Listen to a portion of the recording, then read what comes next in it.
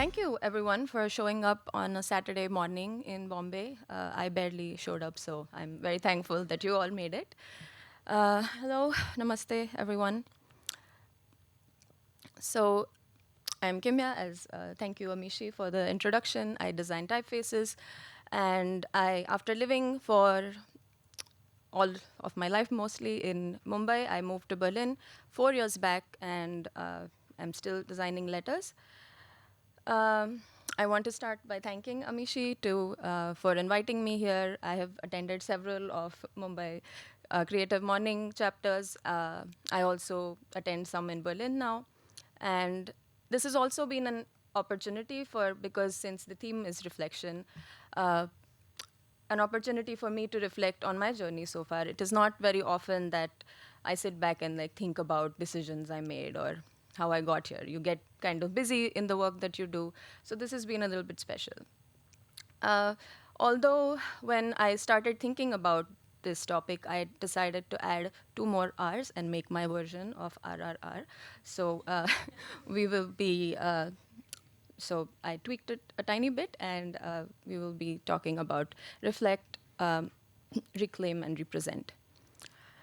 So when I'm starting and thinking about where like the beginnings of thing, I thought of starting from the very back and around graduation when I was just about figuring out which field to go into, and type design as a profession still kind of seemed like the stuff from a completely different galaxy. I had no idea that this even existed.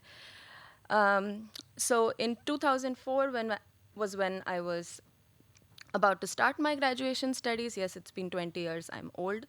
Typeface design wasn't, again, something in even remotely in my books. But as I don't know if there is any 90s children in the audience, but my parents were very wishful that I would study medicine, uh, and and I did. To I recently, while rummaging through my dad's like my old documents, I did find this. So here's proof that I did give the exam.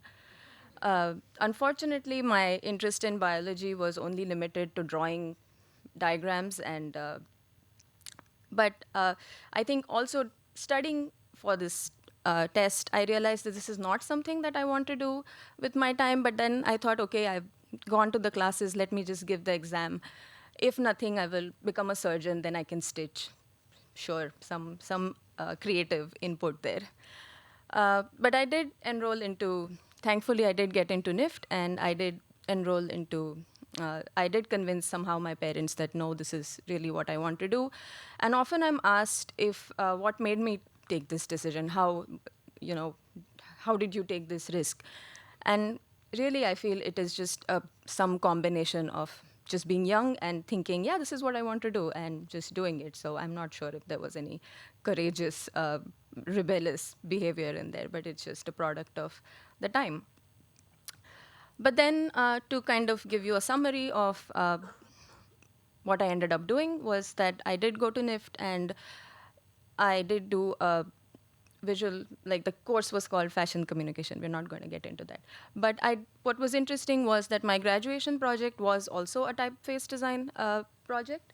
So I did draw a Latin typeface there. And that's when it kind of started, this interest in letters, and I wanted to learn more about it. So I was thinking of doing a master's, probably an MA somewhere. Uh, but the only MA programs then were the one in Reading and also one in Netherlands. And at the time, there were not many job prospects, so I wasn't sure if I was ready for such a big financial commitment. So I decided to do my master's in IDC, IIT Bombay, and that was also a visual communication course. But I also did a typeface project where I designed my first Devanagari typeface, which I cannot look at anymore. But I did it nonetheless. But it was two projects that I did this. And then the more I was starting to learn about this field, I was getting more and more interested, and then trying to find out how I can expand my knowledge.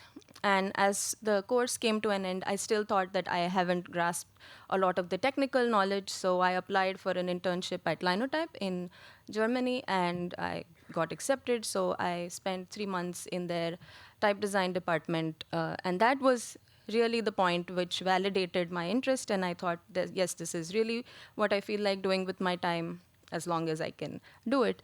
And as fate would have it, while being at Linotype, I was offered a scholarship for a summer program in Reading, which was kind of a nice turn of uh, events because I wanted to go there anyway. But then now here I was for, even though it was a summer program, it was really worth it. But when I was studying, I did realize that the design syllabus were largely based on Western design. I was learning all these Swiss design principles and not much about Indian scripts and vernacular design. We learned a lot about Garamonds and Fourniers, but not Nirnay Sagar type foundry. It was only in IDC when I was studying and doing my projects with my professor, Professor Kirti Trivedi, who I'm hugely indebted for my journey since and the way I think and look at design. So he really opened my eyes to a world of design that was not just Western centric. And he himself has worked with really great designers from Japan and Korea. And so it kind of really gave me a completely different perspective of looking at things. The main thing that I learned during this time, I think, was to understand the relationship between me and my surroundings. I think it's often overwhelming that you think that you're this tiny speck in this whole world and there's so many possibilities. But I think what was most important during this process was to learn that there is this whole world within me as well. And that got me into a more introspective journey, which still remains with me. The learnings and the conversations that I had with him at the time still stay.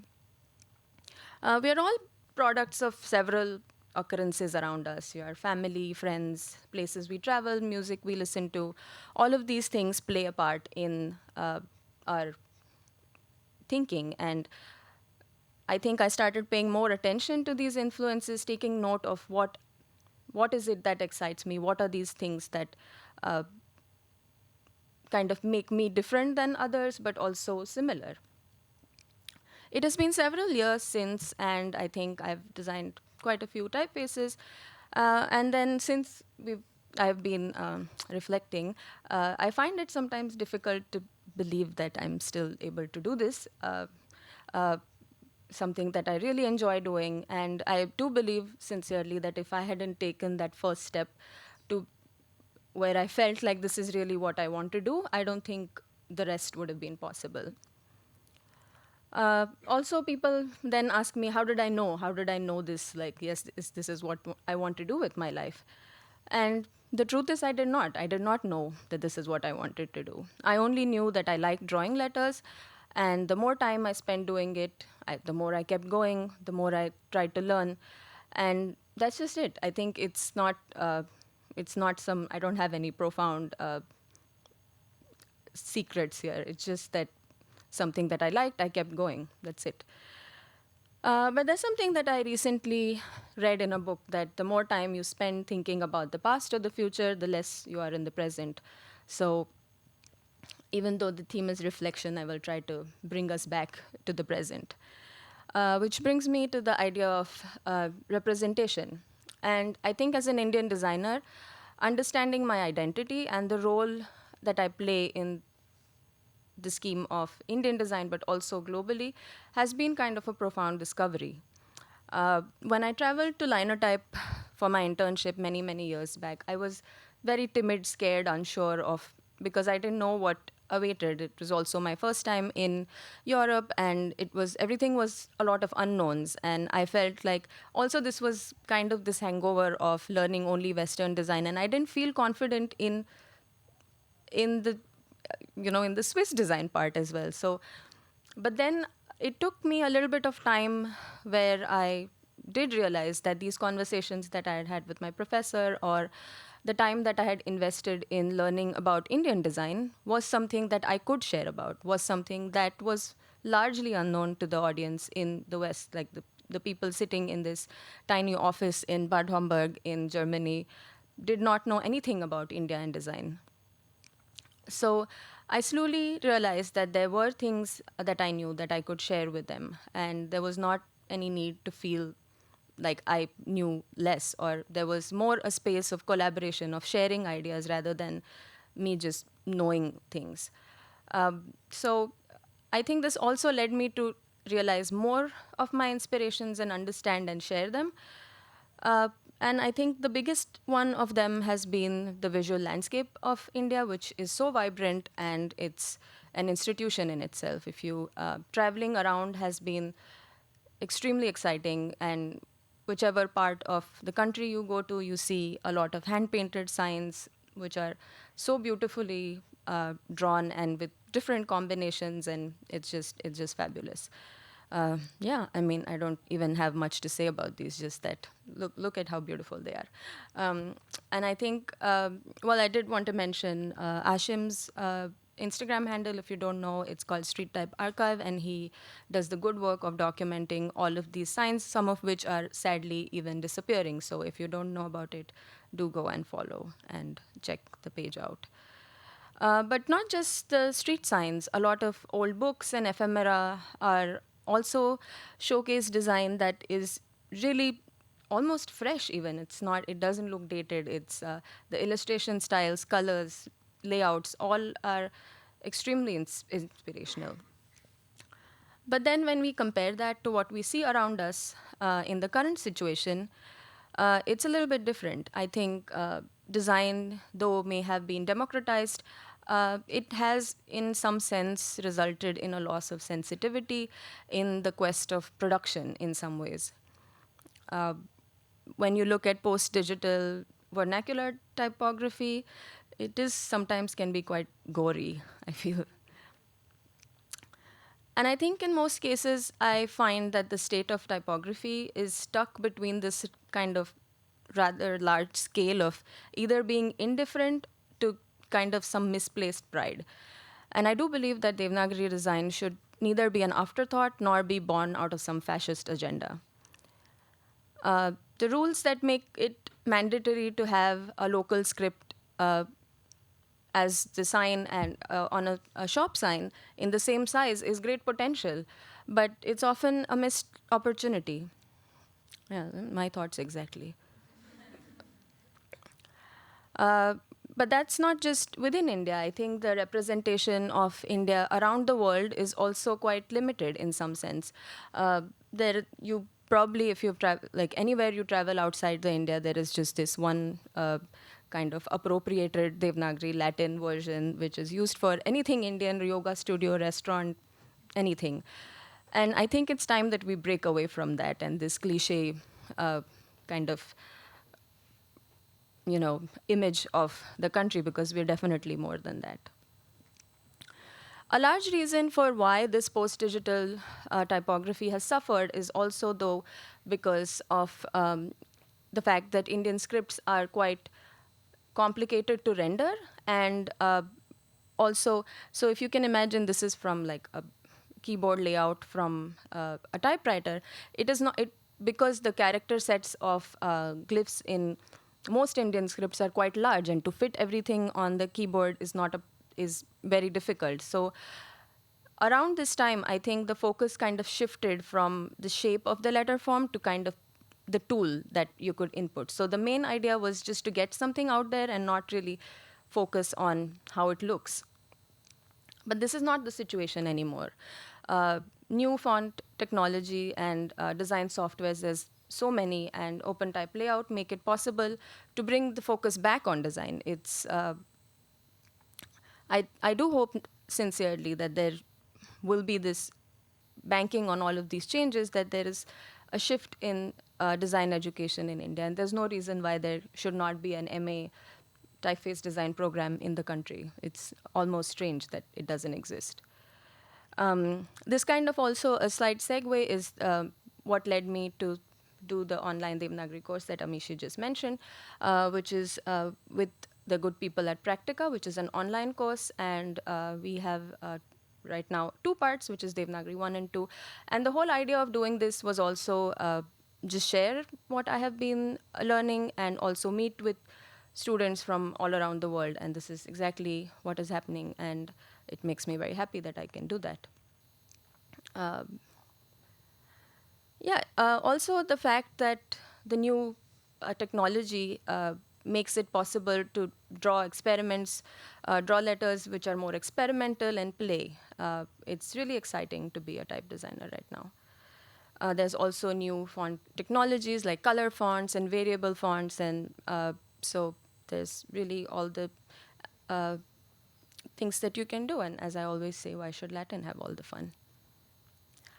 So while designing Fit, it was exactly that. It was an opportunity to explore and experiment, to push boundaries of the form of Devanagari letters. And this was not an exercise in legibility. The question when designing this typeface was not why, it was kind of why not. Uh, but even with the extremes being do stretch the boundaries of legibility, but there are weights which are quite legible, I think. It was also just a way to show that Devanagari can also look contemporary, fresh, and funky. It's also really exciting for me to see it, the typeface since being used by a lot of designers. This one is by Shivani, who used it for classical music, which I never could have imagined. So I have realized that it is important to show up and it is important to share. Although I am happy being here with all of you, and public speaking is really not something that I enjoy very much. I'd rather be sitting in front of my computer drawing letters. But I have realized that showcasing work, especially in conferences outside India, also is important. It's important to share the beauty of our scripts and make people aware of what is going on in India. So whenever I get the chance, I do try to make these drawings for different platforms. Again, I wanted to mention Alphabets. If you don't know about this blog, it is a women led online archive sort of thing, which has news, a lot of articles, useful information. So if you don't know about them, please do check them out. So this was a lettering I did for the header. There was also when Type 1 asked to design a cover for their fourth issue, and the brief was simple, just draw the number 4. And I thought this is again a chance for me to put some Devanagari letters on it. So along with the number 4, I also put some Devanagari number 4. Another request was from WeTransfer last year, which who emailed to share my work on one of their blogs. But this was also fun when I have used WeTransfer as a student and so many years, and it was kind of cool when a lot of family from different parts were sending me these screenshots saying, "Oh, hey, I saw your work." Also, they don't know what I do till now, so I think these little forms of validation are kind of like, okay, I think she's fine. But it got even cooler when I got to see that We Present also showcased some of their selected works in actual physical exhibition space. And this was basically in some, like with some screen space. And when I saw this, I thought this is exactly what I wish for Indian scripts and Devanagari letters to be big, bold, and celebrated. And just yesterday, actually, I got these images from the Klingspor Museum in Offenbach in Germany, and Chiki is now part of their permanent collection. So that's pretty cool. Yay. And thank you. Uh, but I think with representation, I think it goes beyond mere visibility. It is about showing up and authentically showing up and asserting our cultural narrative. Which brings me to the third part of this talk, which is in the journey of type design. I think reclaiming the space for Indic scripts has been a focus of the practice that I do. And it is about giving voice and, again, celebrating the individuality that we have. In a world of boring grotesques and increasing sameness, I feel it is important to find our voice and kind of introspect of what it means to be an Indian designer today. And India is a fascinating demographic. I think we have a lot of minimal geometric artworks, but also exuberant ostentations. There is so much scope for exploring new and fresh design ideas. So why design a label for a spice mix like this when you can have more?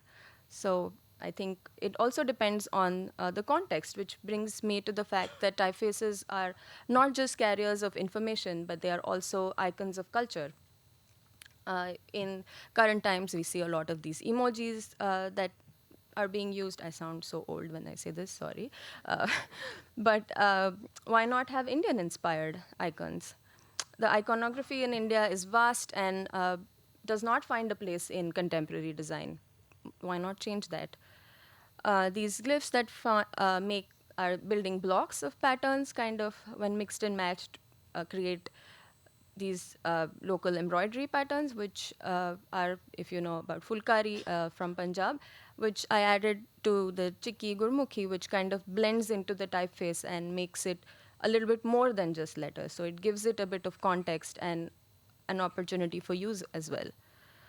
Um, Also, again, I think India is a different demographic, and I think there is no shame in accepting who we are, what we are, and then move forward with it. I think there is a lot of design knowledge that is deeply rooted in our past as well, but what we see on the streets today is far from our full potential. uh, it is important that we, again, I think I keep going back to this is because I feel that it is important to look inside and figure out our own world. What are the influences that we have? Individuality is not found on Pinterest. And again, I think this journey to reclaim our space is not a solitary one. We need to be together and move forward with collaborations, with however, but kind of have this togetherness in the whole process. Working on this talk has been rather emotional in some times because I have such immense gratitude for all the people who have influenced me, family who has been extremely supportive, and so many mentors and friends who have influenced, inspired, and continue to inspire me. And I do cherish that very, very much. I do feel as designers, it is our responsibility to create the visual landscape that we want to live in. And I would like to live in one where I see Indian scripts being celebrated in all their glory. Yeah, and thank you so much again for giving me this opportunity to reflect on my journey so far. I have a lot of work to do, and it has been humbling to reflect on my journey and share my thoughts with all of you. Thank you, all of you, for being here. And if there's something that I'd like you to take away from my talk, I guess, would be to stay honest and resilient, and most importantly, be kind to yourself and others, and remember that we are all born to shine. Thank you.